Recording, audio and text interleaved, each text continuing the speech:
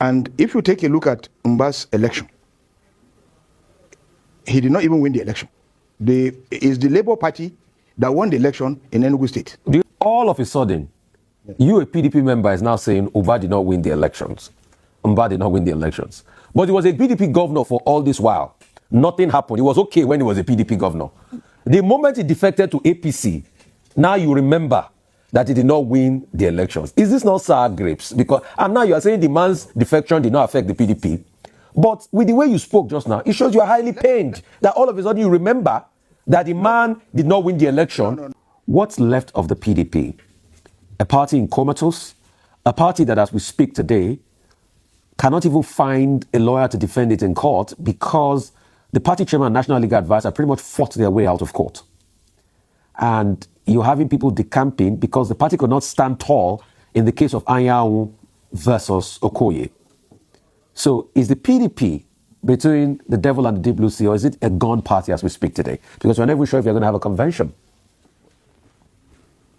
Well, good morning, Rufai, and morning, sir. Gwenga in the studios. Good morning. Yeah. Let me start by telling you that the PDP is not even shaken or even bothered by all this induced crisis within the party. I said induced crisis because we know it is the voice of Jacob and the hand of Esau. What is happening within the party is something that is coming from outside the party, using some instruments within the party to create some type of confusion and chaos. But let me state clearly that the party is not domiciled in the headquarters of the party. We only have issues of leadership, but not the workings of the party within the states. And I can assure you that the defection of Mbah to APC has not, it will not rattle the PDP because he is swimming against the tide. Enugu State, from 1999 to date, has always been a PDP state. And if you take a look at Mbah's election, he did not even win the election. It's the Labour Party that won the election in Enugu State. Do you have facts to that effect? Which is well known. Do you have facts to that? Yeah, there are facts to that effect. That Labour Party. Why wasn't Labour Party sworn in? Governor Mbah won the election, was returned by INEC. Why wasn't Labour Party sworn in? He said he won the election. For the sake of our audience, Governor Mbah won that election. I just have to state that, yes. And of the PDP. No. If you ask me why Labour Party was not sworn in, that means you are trying to ask me to give my facts. And then you shouldn't conclude for me. Allow me to now give my facts, then you can now conclude. Give your facts. Now, in that election, the returning officer was not allowed to announce the result in Enugu. The matter was taken to INEC headquarters. And it took several days for INEC to take a decision on the matter. If the results were clean and clear and transparent, there was no need, there is nowhere where they go to INEC headquarters, look at the figures again before he will now come and announce the result. That is a red flag to show you. I think, despite the controversy, they still went ahead to court and the court declared Mbah the winner. So let's not drag back on this issue. So let's look at the implication now. The Southeast region has been a traditional stronghold of the PDP. Now the APC has captured 3 states now, Ebonyi, Imo, and the latest Enugu, with Bayelsa brazen up. These are traditional swing stronghold states for the PDP. And now you also look at the National Assembly. The APC is riding with an absolute majority. So the question is this the last straw for the PDP? Does it have that strength to reinvent its wheel ahead of the 2026 election now, if the amendment sails through?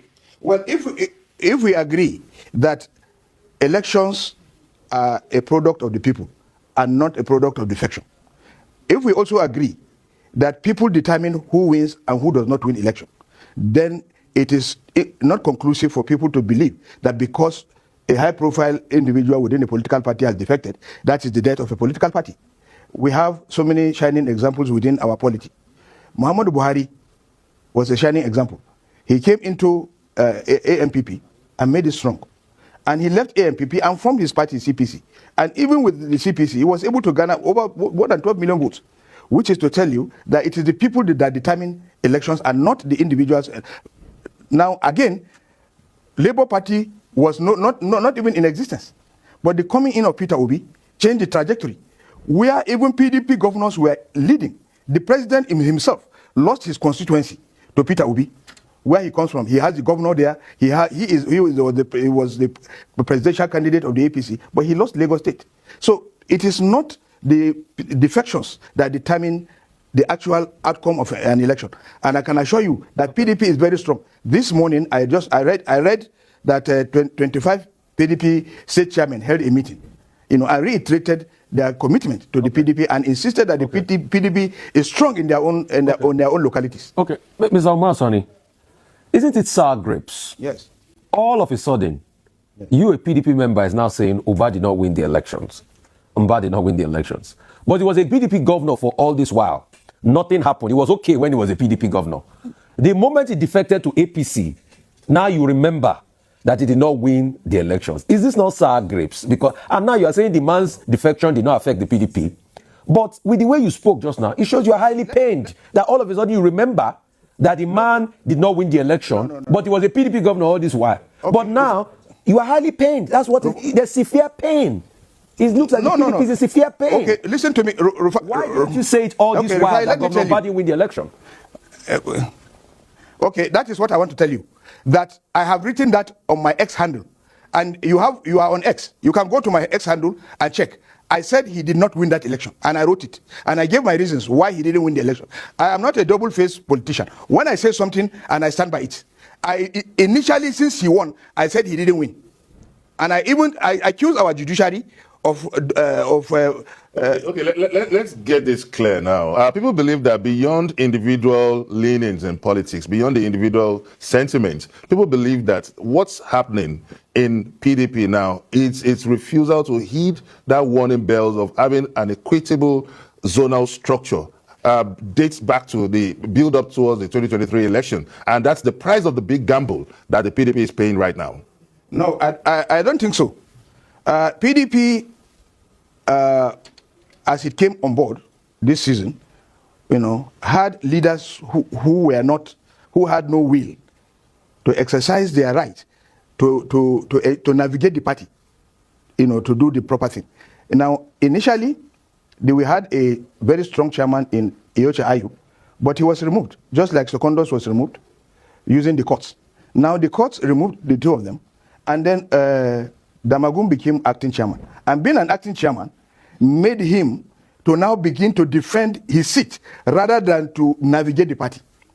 Because there were moves by North Central, who were the original occupants of the position, to say, okay, we want to reclaim our seat because constitutionally that is what it should be. And so he left the core responsibility of the party and started defending himself as to how he can perpetuate himself up to the last moment. So the party leadership was complacent. They were not able to really put in their might in the party. That's why people. But I want to believe. That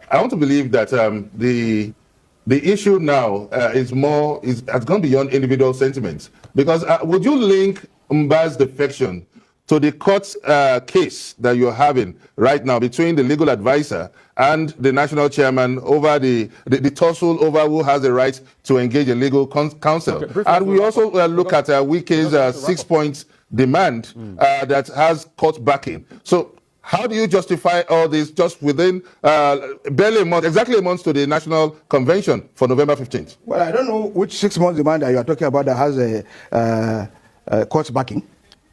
All I know is that our national convention is still on course. And we have also displayed the letter where the national chairman and the national secretary have, notified INEC. And INEC is very much aware of the party. The matter that is in court today, which is raising some furor, is an issue that is merely administrative. Now, if the national legal advisor is insisting that he is the one who is supposed to represent the party in court, and the national chairman brings Chris Uche as the legal counsel with other 5 SANs, it's just merely administrative. Who has the power to do this? Who has the power to engage the legal counsel? Okay. Well, quickly, we're heading for break. Yes, we need to go. By our constitution, it is the national legal advisor that can do that, but he cannot do that in isolation. He has to do it in consultation with the national chairman. The national chairman is the chairman of the party, is the chairman of the NWC, is the chairman of NEC, and is the chairman of National Convention. Okay. So nothing goes on in the party without his knowledge. The national legal advisor cannot work in isolation. It's just like this for Fagbemi, who is the Attorney General and Minister of Justice, to say, because the Constitution spells out that he has the right to do certain things. Thank you, sir. You know, he cannot consult the president. Thank you so much. That's not possible. Really appreciate. Consult the president. Really appreciate you for your time. Thank you so much. It's time